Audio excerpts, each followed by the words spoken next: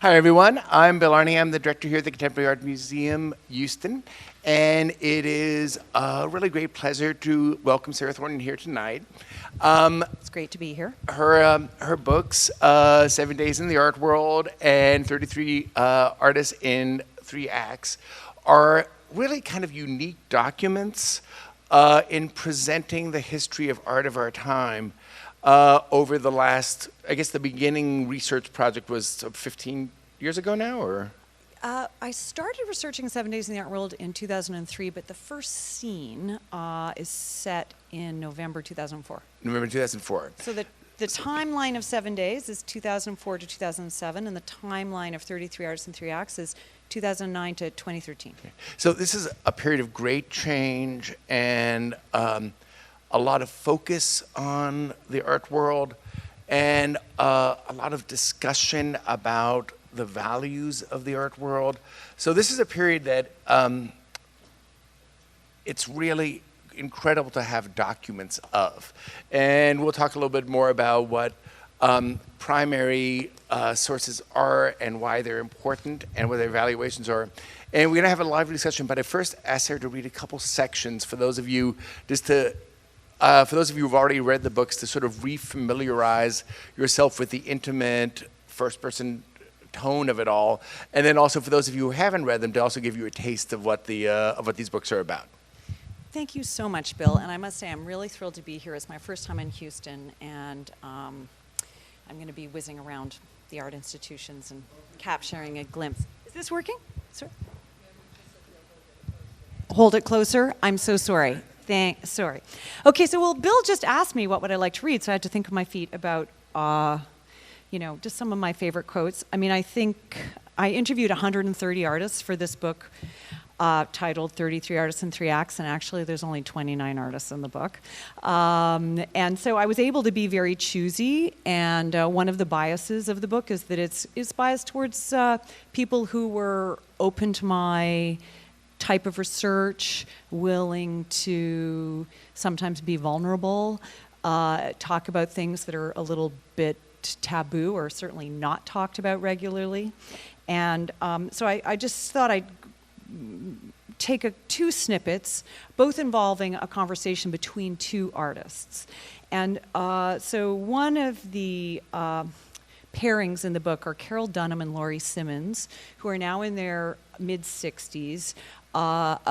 She's a photographer, he's a painter. They've been together for 30 years or more. And so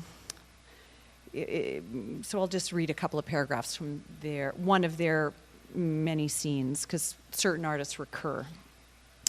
When artists marry, rarely do husband and wife enjoy equal stature. Many such couples are governed by an unspoken agreement that one partner's career is more important than the other's. When asked how their respective triumphs affect each other's self-esteem, Dunham asserts forcefully, "A rising tide lifts all boats. End of discussion. If it's good for her, it's good for me. There is no competition." Simmons raises her eyebrows. "Can I give a more nuanced answer?" She asks. "We are both very ambitious for our work. Ambitious people feel competition. But even if we feel jealous, even if I feel jealous, I never wish him the worse or want to tear him down. We do feel competitive with each other, but we do not begrudge each other's success." Dunham nods in agreement and then adds, "I could kill you with nuance." So just to give you a flavor there. And then another pair of artists in the book are Elm Green and Dragset, an artistic duo who used to be personal partners, but are now only creative partners. And hold on, I had that. They also recur in the middle part of the book. The book is divided into 3 acts. Act 1 is politics, Act 2 is kinship, and Act 3 is craft. Both Dunham and Simmons and Elm Green and Dragset are from the middle part of the book, kinship. And I like this quote because it kind of historicizes the notion of the artist. Clearly our understanding of of the heroic artist is, you know, a post-Renaissance phenomenon in which artists' individualism has increased and increased and increased. And throughout the book, I ask all of my artists the question, what is an artist? And there are many, many different answers throughout the book. And here's just one set of answers from this artistic duo. So I've bumped into them again in Venice 4 years after seeing them and interviewing them and having a scene with them in Venice. So Elm Green says, I don't have the taste in my mouth or the smell in my nose of being an artist. I'm a cultural producer. Dragset flicks his eyes to the sky, then looks at me for support. I'm an artist. I wouldn't call myself anything else, just as I'm gay and I wouldn't call myself queer. I remember very well making the decision to accept myself as an artist. I had my 30th birthday in New York City, where we had a residency. Up until that point, I'd felt embarrassed. Then I thought, fuck it. I can be an artist just as much as anyone else. And then Elm Green replies, these identity groups are so last century. You were a gay artist in the 20th century. I would say that we are far too busy to be artists. We make artworks, do a theatrical performance, publish a book, design a t-shirt, curate a show, so many things. We are like small mice, avoiding being trapped and cornered. Our work is not about universal truths. All we do is tell small lies. Anyway, so just a little taster. Yeah. One of the things for those of us who are in the art world reading these books versus people who have only known these artists through their work is you really get a sense of the people. And there are ones who I've never met, who I don't know at all, like Ai Wei Wei, and then other ones who I know well and have traveled with, like Dragset. And one of the amazing gifts of the book is how you get the tone of the way they talk so accurate. Having spent time with Laurie Simmons and Tip Dunham, I'm like, it's like I could hear their voices in all the quotes you use. What is that skill? Where does that come from? What's the discipline of it? Well, I trained as an ethnographer. So my undergraduate degree is in art history, but then I studied sociology, and I was on the anthropological end of the discipline. And ethnographers use participant observation and interviewing in order to gather their material. And so I am an obsessive researcher. And when I go into an artist studio or when I follow them around a museum when they're installing, or if I'm in their home, I am tape recording, I am taking pictures, and I am taking notes. So the tape recorder really captures their voice, their tone, their exact wording, which is really important to me. The photographs will sometimes capture posture, personal appearance, setting. I love making sure I capture all the little details in an artist studio in particular. And then my notebook is usually for things like nonverbal behavior, thoughts, and also kind of trying to be a very probing interviewer, so that I think I'm kind of shocked when I talk to my art historian friends and they go into an artist studio and they just take a notebook. I'm like, if you just take a notebook, oftentimes what happens is you ask a question, somebody gives you an answer, but actually you don't quite realize, you think they're getting around to answering your question, but they don't. But then they've taken you, in a different direction. But you're so busy writing notes that you can't think above and around the answers and the questions. And so I think to be a very kind of probing, investigative researcher, you need to use all the technologies at our disposal. I'm a bit of a detail fetishist, and I think that, salient details bring a place to life. They give the reader a strong sense of being there. And I think when you can create pictures in people's minds, they remember them much more vividly. And sometimes, one can even have like more persuasive arguments that way. Or at least the kind of the arguments put forth by the artists, because they have a setting and you can actually almost see the artist making them, you can remember their comments better.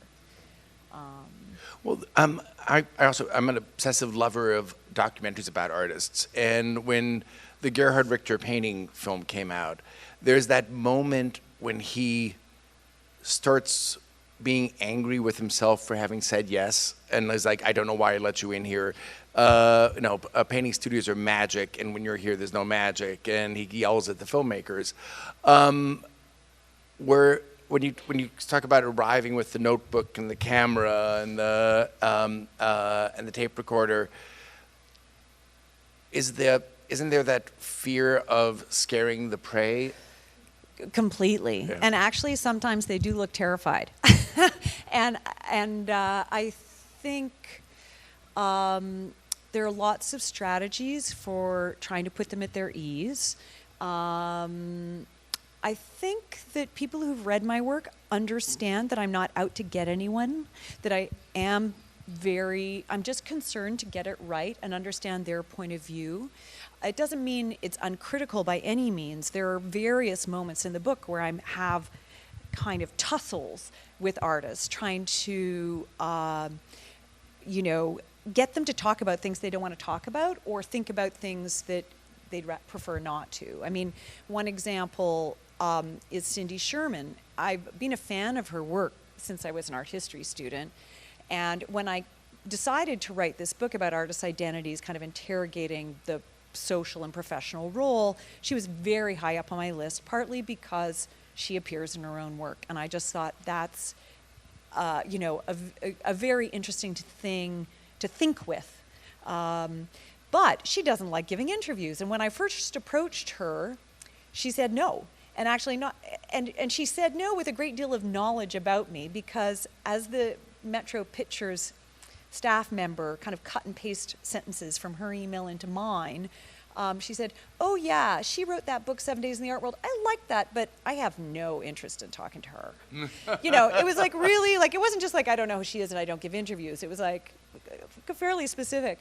And then when she had, when her MoMA retrospective in New York was approaching, I went back to her and I said, look, I'd like to write a piece for The Economist and interview you for the book. Would you now consider? And of course, artists come under a lot of pressure to promote their shows. And so at that point, she agreed to see me. And, it wasn't so bad, thank God. And she agreed to see me again. But even in that interview, I kept kind of probing, because I suspected that she had depicted an artist in her work. And initially, she said no, despite the fact that there's actually volumes of criticism about how the clowns are kind of a form of self-portraiture for her and could be seen as a metaphor for the artist. And then she's got a work from her history series, which is Caravaggio's portrait of Bacchus, which is invariably called, even on its Wikipedia page, self-portrait as Bacchus. And she proclaimed not to know that. In the end, she remembers that she actually did depict an artist, a female artist and a male artist, only once, but she'd never printed up the work. But she brings out the contact sheets and we have a conversation around that. So it was interesting, because in the universe of Cindy Sherman, none of her work is self-portraiture, and I actually think that's a very strategic move on her part, because so much of the rest of the content of the work might have been lost if it was interpreted as self-portraiture.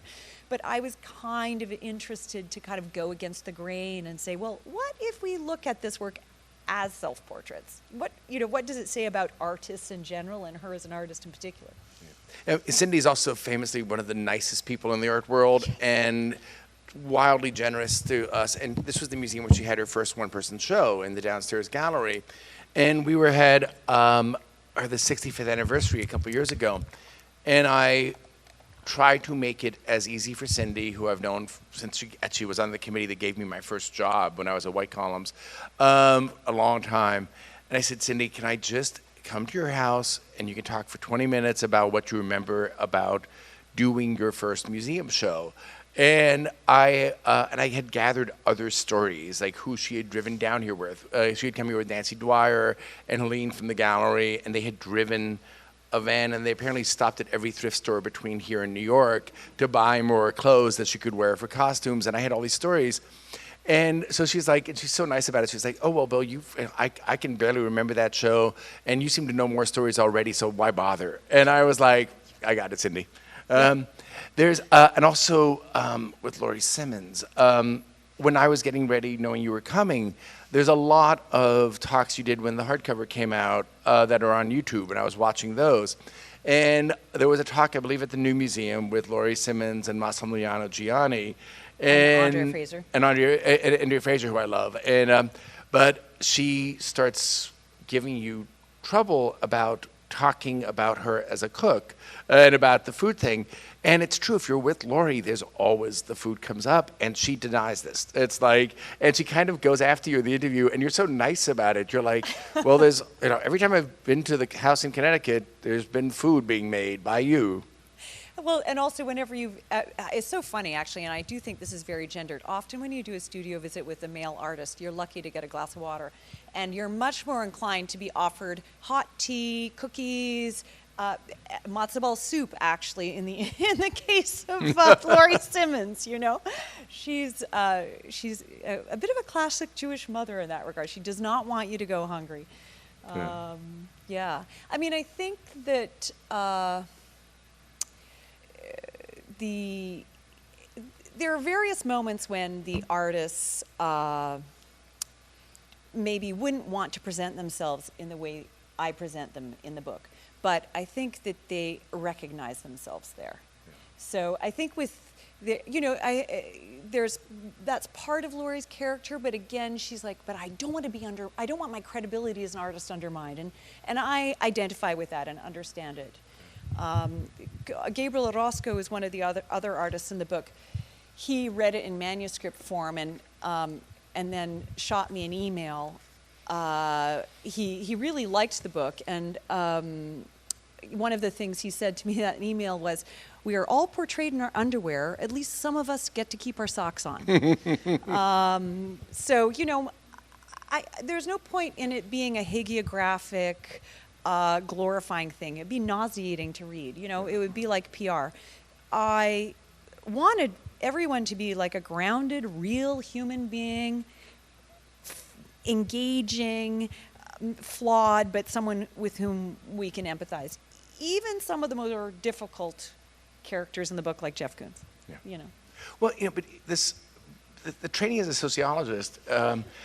There's so many things about the art world that become normalized for us that when looked at from even a slight distance, like just the whole nature of an art fair, of walking around these weird little booths full of commodities and everyone trying to show off the quality of their collection. And my favorite chapter in the first book is really the art school crit, because for those of us who've been visiting critics and been in art school critics, it seems normal that you'll show this work and have a room full of your friends turn on you and attack it. And these things that are considered part of the pedagogy. When you looked at that, and I was thinking, I was wondering, who, for those of us who know that world, is that kind of knowing, oh yeah, that is strange. Because you use Michael Asher's famous critique class, the late Michael Asher, which was one of the sort of rigorous cauldrons of conceptual theory. When you decided to reveal that to the outside world, who was your reader? Who did you think about when you were writing that chapter? I think when I was writing 7 Days in the Art World, I was writing for art history students in a way, because I was when I was lucky enough to study a lot of contemporary art when I studied art history, but there was nothing contextual at all. I had no idea how I was even coming to study Cindy Sherman and Barbara Kruger. I didn't understand the mechanisms of the fact that they had a dealer and they'd been in museum shows, and that these were the benchmarks of validation that were kind of escorting them through into the classroom even.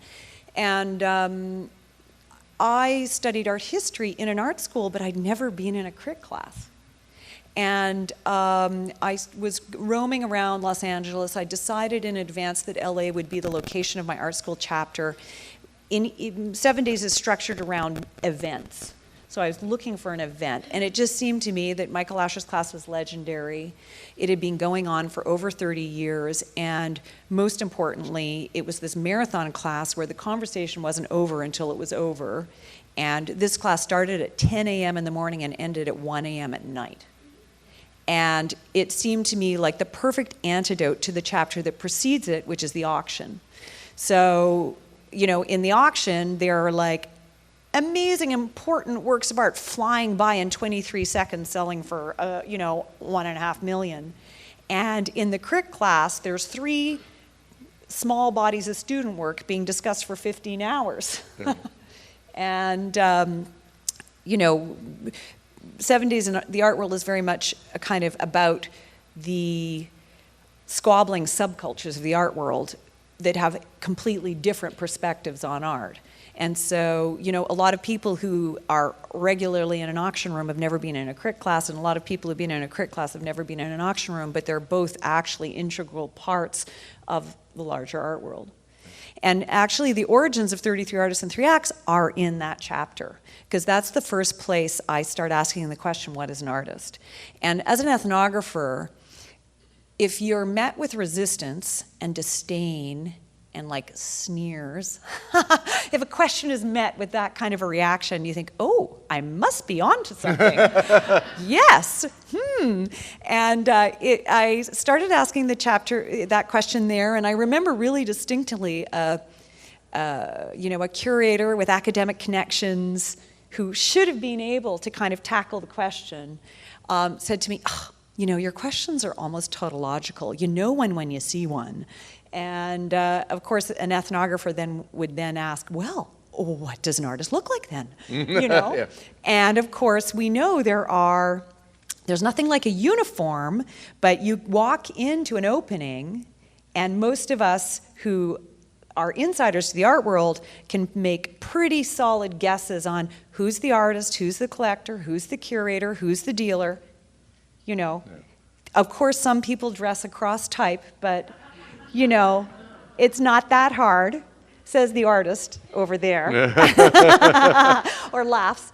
And so, but the thing is, I only scratched the surface of the question in that chapter, and felt like, look, this is the figure around which the whole art world revolves, and so I want to kind of dig deeper into their creative lives, their self-belief is a really important and key theme, and that's because, in my opinion, credibility is the key currency of the art world. I mean, outsiders sometimes think it's money, but I think for those of us inside the art world, we know it's about belief and the artists in whom we believe more than others. Well, there's so many different ways of modeling what an artist is in the book, and one of my favorite moments is when Andrea Fraser, and I don't know if you all know Andrea Fraser's work, but she does a performance-based practice, but often have videos that are, and she's sort of the queen of humorous institutional critique, looking at the mechanisms of the art world, the museum, the gallery, and the docent tour, and they're almost always very funny, but also in this really dark way. And she leaves the gallery system in the middle of the book, and she goes from being represented by Friedrich Petzel, who I guess the last show was the one where the gallery arranged for her to have sex with a collector, videotape it, and then show that in the gallery, to basically sexualize the exchange value of, are you buying the artist when you buy the artwork? So anyway, she, after doing this, getting a tremendous amount of attention, an amazing show, she then leaves the gallery system, decides it's not right for her work. And it's really interesting because you're like there and having these intimate discussions with her about that decision. Well, Andrea is a really very important artists in the book. There are 29 artists, 8 of whom recur. So you follow them over time, and then other artists have these solo scenes that kind of punctuate and compare and contrast, and offer compare and contrast. And so much of Andrea's work is being about a kind of critique or demystification of the artist's role. And so I sometimes describe some of her performances in great detail because they're kind of doing a job for me that I need done. And Andrea often comes in and says things that I need someone to say. And probably Andrea is the character in the book who I identify with most. I mean, we're exactly the same age, give or take a month. And we're both feminists. We both studied Pierre Bourdieu, a sociologist of culture. And she's much better read in psychoanalysis than I am, and I certainly couldn't perform in the way she does, but I'm full of admiration. And she's the one who kind of comes out and says, if I can just find it here, one of the key themes of the book, when I ask her what is an artist, she says, an artist is a myth. Most artists internalize the myth in the process of their development and then strive to embody and perform it. And I think actually that's what's happening in the crit class to some sense, is about, choosing some version of what you believe you can be as an artist and then striving to embody and perform it. Yeah.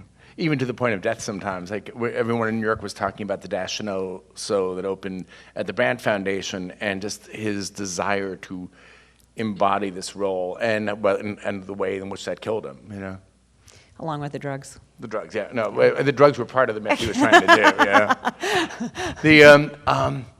And that was one question I had was you got a lot of big personalities in this book. And I just had a rather unfortunate public situation on Saturday.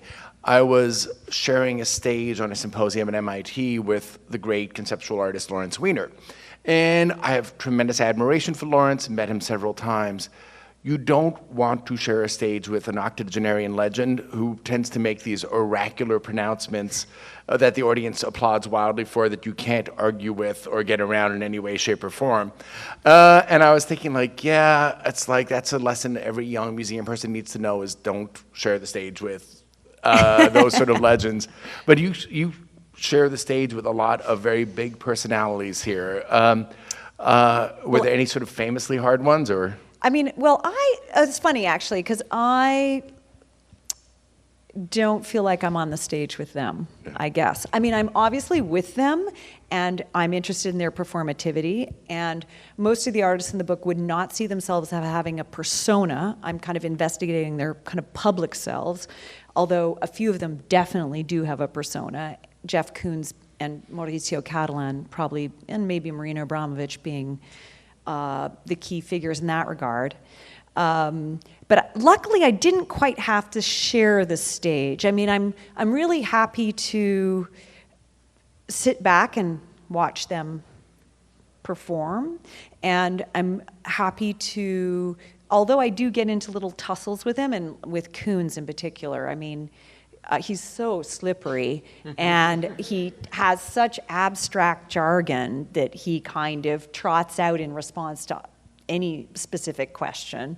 But he was very generous with me, and he put up with me an awful lot. Partly, I'm sure, because I was writing for The Economist at the time, and he, again, was under pressure to promote his shows.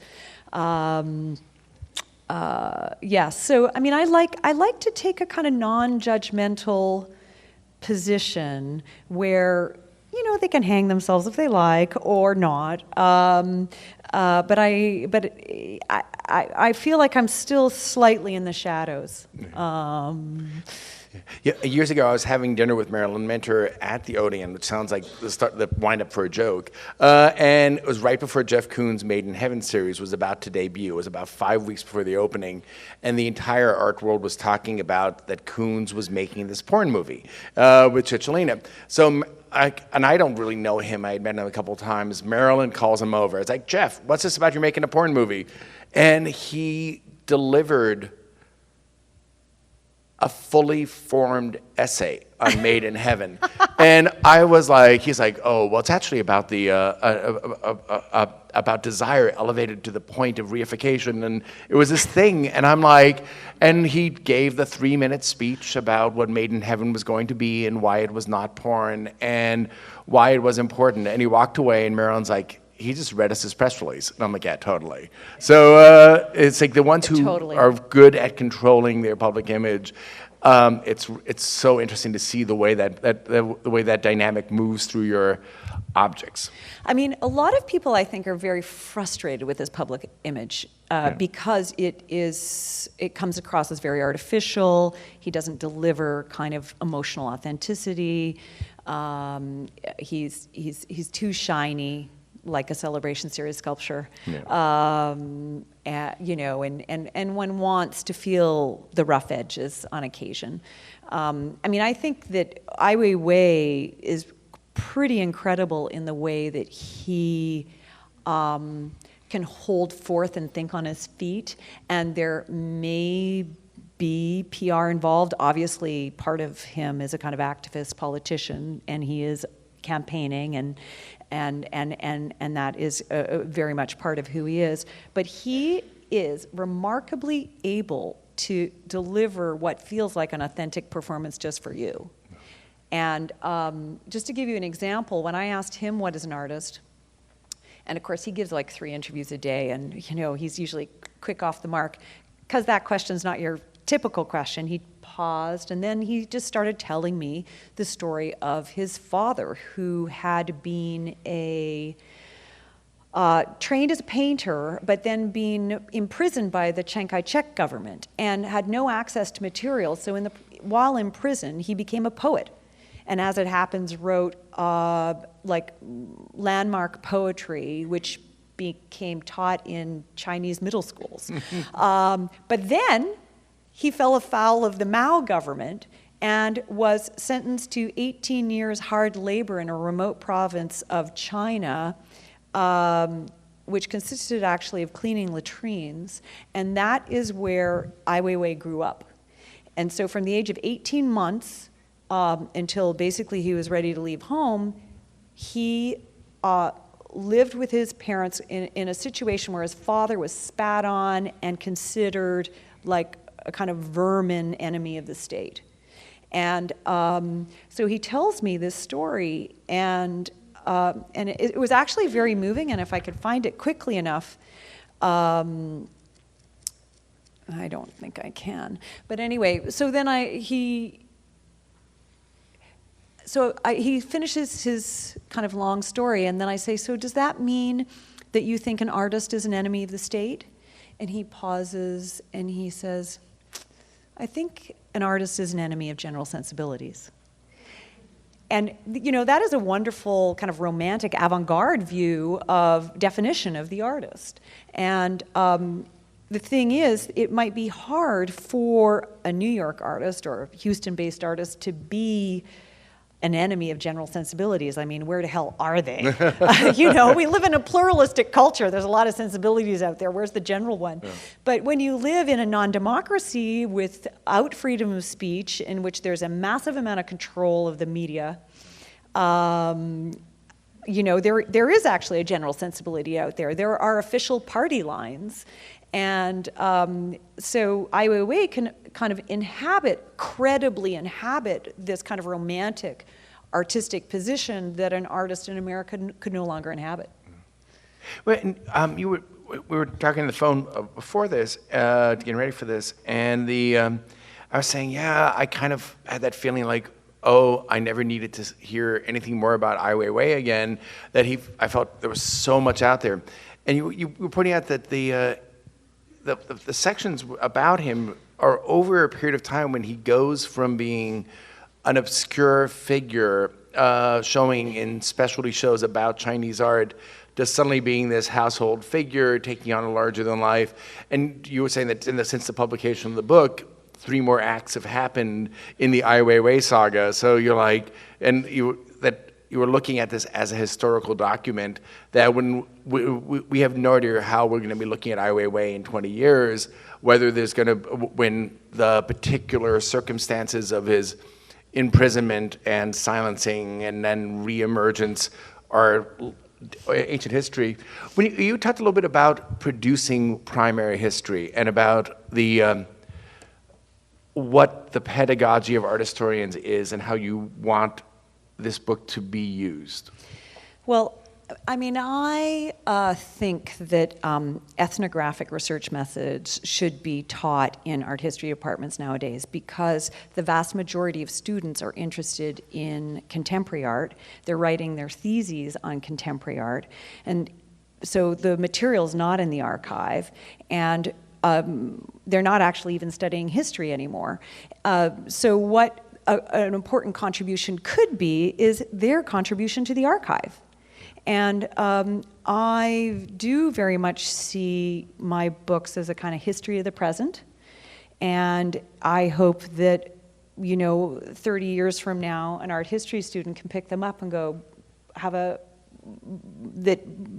and hopefully read about all the artists, but at least pick, a few they're studying or whatever. Yeah, I mean, the way, my generation was trained to use the archives of American art with all those original source interviews that are, most of which are digitized and online. And a lot of it's unedited interviews. There'll be the section on the chicken salad sandwich that they're about to order. But you get the flavor of their voice and the flavor of what their persona is in a way you don't when you're reading larger analysis. And I think nowadays, too, because those archives are not open and things haven't been archived yet, art history students can be over-reliant on published interviews that are highly edited. Yeah. And that's not ideal. I mean, I will do writing workshops, and often that will heavily involve research, and I'll have my students do an interview, and often it's the first interview they're ever done, and they're kind of terrified. And interviewing is a skill. It is, and I know often too when they come to interview me, I have to give them a little tutorial on how to interview, just as we go. They'll start with, even the basic things of like how you structure your questions and leaving the most difficult to last, and and not trying to be too smart with your questions, because often a smart question contains the answer. Yeah. A more open-ended basic question will give you a much stronger sense of where they actually come from. I mean, lots of small things, but if you do all of those things wrong, you have like a low-value archival material. Yeah, so something that reads like a press release almost, or at best. Yeah. The one of the thrills in the book for me is the choice of the underdog characters, and I love those sort of characters, and I particularly love the section on Eugenio Dittborn, a Latin American conceptual artist, and also Tammy Ray Carlin, who's out of this sort of queercore performance, music. She was Mr. Lady Records, and how did you? To me, I think I said on the phone, the outliers feel like spice to me. Like they're the ones where there's this exciting moment. How did you said you interviewed many more artists than are in the book. How did you pick which of the non-world famous characters got their 15 minutes of fame here? It was very difficult. I went with the best interviews, really fresh and different perspectives, often I mean, one of the key things I want to do in the book is compare and contrast artists. So Eugenio Dittborn came of age as an artist during the reign of Pinochet, during a right-wing dictatorship in which a lot of artists were amongst the disappeared.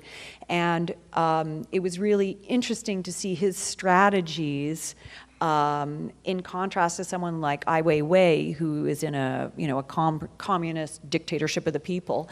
And interestingly, Eugenio Dittborn came up with the idea of airmail paintings. So he would make his works on separate canvas panels, which he would then fold up and just post out of the country. And they would store very easily. And interestingly, too, his studio was literally underground. He had a basement studio. And, he talks about wanting to be like an artist who was like could slip into a bottle like a message. His kind of strategy for becoming an artist in such a fraught situation, which determined his career post-Pinochet, was such an interesting contrast to someone like Ai Weiwei. I also hugely liked his work, which had political themes in it, very different political themes than Martha Rosler or Ai Weiwei or any of the other artists in the politics section of the book. Tammy Ray Carland, I mean, a lot of her work engages with sexual politics, and for her, the politics of love, in a way, as she sees it. She studied for a while with Felix Gonzalez Torres, and I happened to see her work at the Istanbul Biennial, and sometimes the narrative links between the artists are kind of lyrical, and so Kutluk Ataman is a Turkish artist, a kind of very famous artist in Turkey, not so well known here. And on the biennial circuit. He's big, he's big on the biennial circuit. He's like a curator's artist, I guess, not a household name. And Kutluk Ataman and Tammy Ray Carland happened to be sharing the same room at the Istanbul Biennial, which I think was a particularly exciting and interesting biennial from a very sophisticated political point of view, not a kind of didactic campaigning or illustrative biennial by any means, which you occasionally get in certain parts of the world. Yeah. Rarely Texas, I'm sure. Yeah. Well, and also both Martha Rosler, Tammy Ray, these are all people who their careers are possible because of their ties to academic institutions too. That, like, Martha taught for years, and her role in the art world is she was everyone's teacher and a very important, influential figure that way, as opposed to, and this is one of the sort of things about the art fair chapter in the first book and the auction thing. I'm getting this real sense of the market burnout, that nobody who works in the art world, who cares deeply about the art, wants to hear any more about what things are going for. And there is that, and since we're facing Art Basel Miami in 2 weeks, and that, as someone described, the glut of watching people hoover art off the walls, it's going to be, we know that this go-go period's got to end, and I'm curious how you see this as a document looking back of a period when this sort of manic success was possible. Well, it is odd because 7 Days in the Art World does ride a wave of a boom between 2004 and 2007. Yeah. And then the book was coming out, and I took a break between books. And of course, we had the terrible downturn in 2008. The art market was recovering by summer of 2009 when this book starts. Yeah. So somehow, just in terms of my own levels of productivity, I missed the downturn, and you don't have such a strong sense of the market in this book, but things are pretty good for certain people, except for Damien Hirst, actually, who tanks, and that's a kind of, he's Andrea Fraser, and Damien Hirst are foils for each other in Act 3, which is craft. I see Fraser very much as the anti-Hirst. Yeah. But, I mean, going back to your comment about teachers, it was really important for me to include teachers. The vast majority of artists with full-time identities as artists are actually teachers at various levels of, college, art school, university, whatever. And there's at least one and often more than one artist teacher in each act. And I think they tend to be very articulate about the role of the artist because they're teaching artists. And I'm very interested in, and I ask most of my interviewees, like, at what moment did you feel confident declaring yourself an artist? Because that is usually not graduation day. There are further endorsements that are usually required. Elm Green and Dragset mentioned one. They had a residency in New York. They'd been working as artists for several years, but didn't really feel confident declaring themselves such. John Baldessari, when I asked him when he felt confident declaring himself an artist, he said when he felt that way when he quit teaching high school art.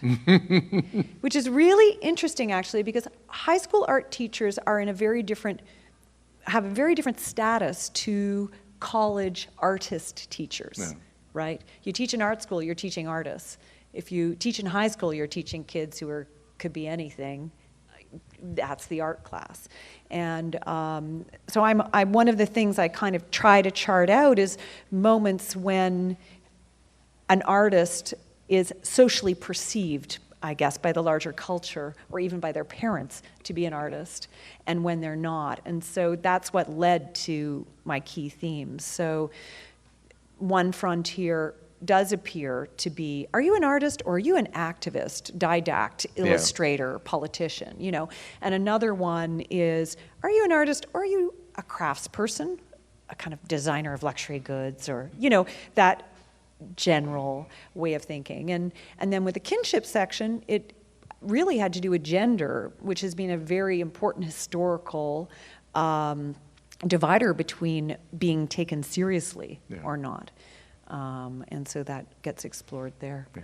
Now, before I open it for questions, I want to ask one more about one of the trickier artists that I've worked with and well in this book is Katie Nolan. And Katie, I had done Katie's first show when I was at White Columns, and we stayed relatively in contact, and we're still in contact, but now she is her reputation as someone who's will only engage with the art world under very specific terms, and somehow she ends up getting more famous from having stopped showing now 16 years ago, about 16. Roughly, yeah. Yeah, we're releasing only one piece in the last 16 years. The pieces that do exist go for ridiculous amounts at auction now, and she's there. She's a visible figure in the art world, but nobody knows what she's doing, and she is famous for refusing to let people show her work and disowning work that she has previously sold. She's in a couple more lawsuits now. How did you approach someone like Katie? Well, I knew it was going to be hard. I was very keen to interview her because she's one of the few artists who's evoked her right under the Visual Artists Act of 1990 or something like that, which means she's taken her name off a work. And in so doing, the work went from having an estimate of $200,000 to $300,000 at Sotheby's to being worth nothing. And of course, that's about the power of authorship, which is a key theme in the book. So that was a reason, and of course, I loved her work, and I was interested in the kind of cult that had developed around her absence, the kind of opposite of Jeff Koons, the omnipresent Jeff Koons, or Ai Wei Wei or whatever. And so I did quite a bit of preliminary research just figuring out how I could possibly get access to her.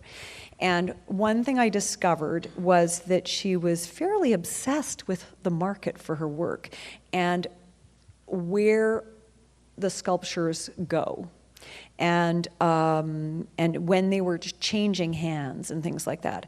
And so because I'd written about the art market for The Economist and had been the chief writer on contemporary art for The Economist for some years, I had kind of tracked various pieces. And so I wrote her a handwritten letter, enclosed a copy of 7 Days in the Art World, told her about the concept and the type of research I was doing for 33 Artists in 3 Acts, said I wanted an interview for that, and then said that I could also I would also be very happy to discuss everything I knew about where her work might have gone, and included reference to an art consultant called Philippe Segalo, who'd paid the highest price at auction for her work. And I don't know if I said this in the letter or not, but I highly suspected and was pretty sure that work had gone to Qatar. And the Qataris don't keep most of their work in the Gulf. They actually keep it in a free port in Zurich. So these kinds of details actually are pretty compelling for her. And so so it was a bit of the interview was like a trade. I'll tell you what I know about this, and you're going to let me ask a few questions about that.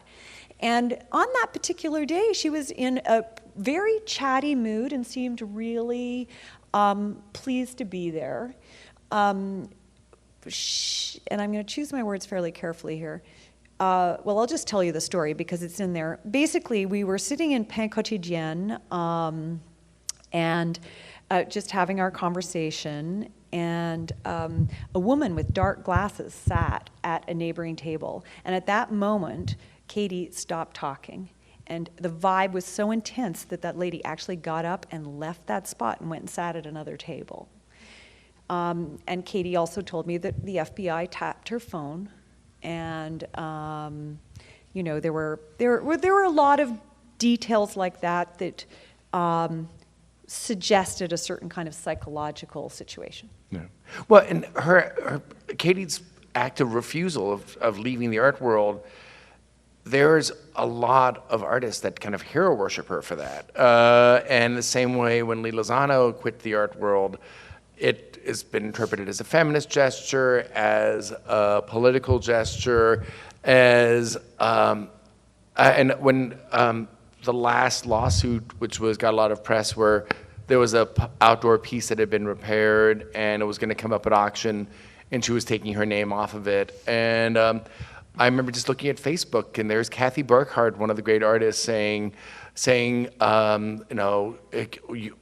keep warring my fierce warrior sister, or something like that, to Katie. So she's got a support system for her refusal and her keeping everything on her own terms. I asked if we could republish Towards a Meta-Language of Evil in one of our books that Dean DeDerko, one of our curators, was doing. And I got this she called me, she doesn't, she calls or faxes, and she's like, left me a voice message saying, under the circumstances, I think it's better to say no, but thank you for calling to ask me. And she wants to be asked, about everything that concerns her work and wants to be consulted. Absolutely. I mean, I think she still has her own little art world of artist friends like Kathy Burkhardt. And but the key thing is, I guess, that she's quit making work, and that is an interesting moment. I mean, in the course of 33 Artists in 3 Acts, Maurizio Catalan also quits being an artist and quits making artworks, and he retires from being an artist, which is very unusual. In a way, Katie has retired. She's done it in a different way. I don't know if she's retired from being an artist. I think she still is an artist. She's just an artist who doesn't make work. Catalan did it in a slightly different way by saying he kind of has retired from being an artist, so now the work he makes is not art, which is a very interesting set of distinctions. And overall, one of the key themes in the book is that with Duchamp and the eventual revolution in contemporary art that he brought, artists all of a sudden had the godlike power to designate something as art. But that power is hard won, not easy to maintain. I can't go around designating something as a work of art. And so it put the artist, him or herself, under a different kind of pressure. Where authenticity or credibility was in the hand or located somewhere else, it's almost like it took over the whole body of the artist.